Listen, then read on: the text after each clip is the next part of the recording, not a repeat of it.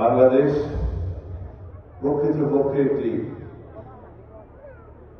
শক্তিশালী গণতান্ত্রিক বাংলাদেশের রূপান্তর হবে।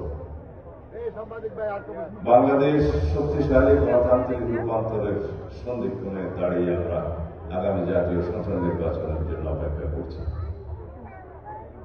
আশা করি এই সপ্তাহের মধ্যেই আগামী নির্বাচনের তফসিল ঘোষণা করবে নির্বাচন কমিশন।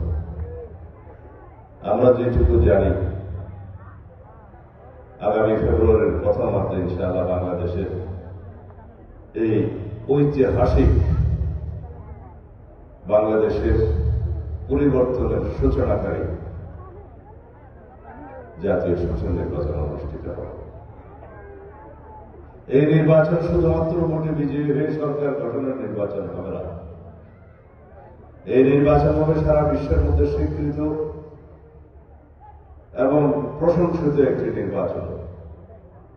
এই নির্বাচন জনগণই তার নিজের ভোটের পাহারা দিবে, আর কাউকে লাগবে না।